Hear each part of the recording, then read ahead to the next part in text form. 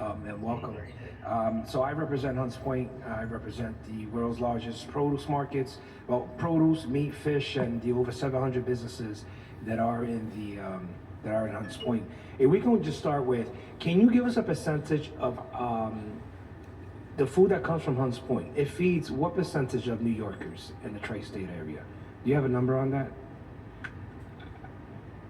Thank you for the question, Councilmember. I do not.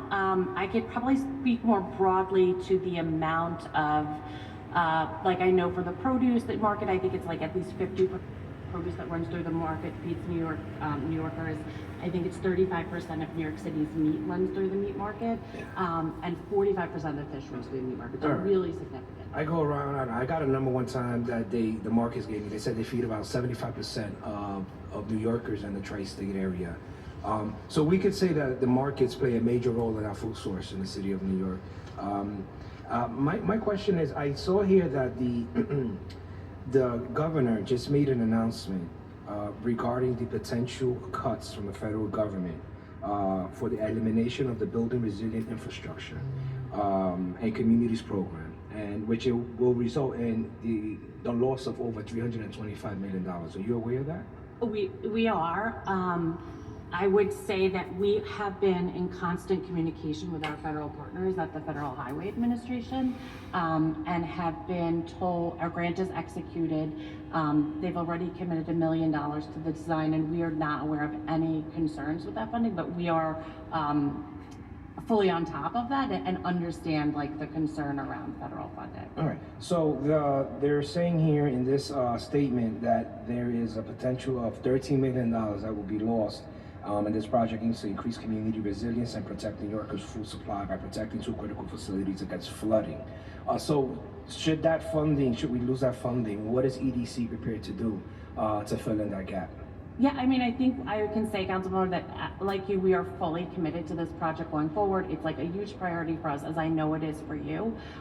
We would explore all other public and private options to fill in any future gaps, but are not at this point anticipating one.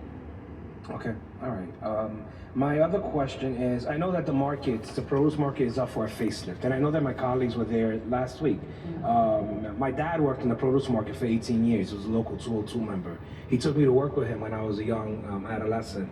So I understand the importance of the markets, not only in terms of job creation and employment and what it does for families. I'm here today because of that job that my dad had, but also the importance that it plays in terms of our food supply. But the concern that I do have, it has a negative effect, which is the environment and the air quality and how it affects our air qualities. And right now, these markets are running on diesel fuel, especially, well, the produce market is running on diesel fuel because the tractor trailers, they use it for refrigeration. And I know that we've been able to secure, I believe we're at $600 million right for a facelift. Can you give us an update as to what's the next steps? Where are we with the construction of a new market? Yeah, really happy to do that. And really want to echo our concern. We share like your same concern around environmental concerns, particularly in the neighborhood around those refrigerated truck units. And so one of the main components of the complete redesign of the produce market is really to eliminate those. Like we want those gone, and we'll have two new, much larger refrigerated warehouses so that we can get rid of those. In terms of the process, we released a request for questions. I think it was like early March. We had an initial info session with over 80 attendees. Responses are due at the end of April, and this is for the design build, as you know, and we anticipate the RFP for the design build to go out this summer. Would this be a design and build project? Yes. Okay. I look forward to this project, and you will have my full support on how we can do to move this forward.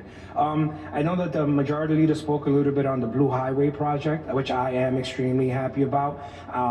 Through the advocacy of my office, we were able to clear out the barge, right, and move the detainees out of there. So do you have an idea when we're going to actually get rid of that floating jail that's just sitting there empty?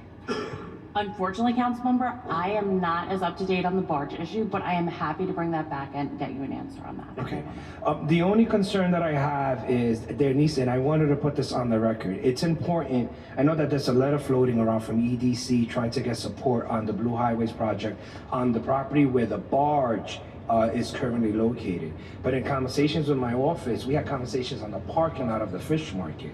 And so I just want to make it clear that that barge was there for over 30 years. The community wants access to that waterfront space. It's not to say that we can't share that property, but it's important that you go back to the community before a letter starts circulating for a letter of support and actually get a vote from the community board. Let the community tell us what we actually want on that piece of property. But know that I am supporting this process. Just looking for transparency, ensuring that they are part of that process.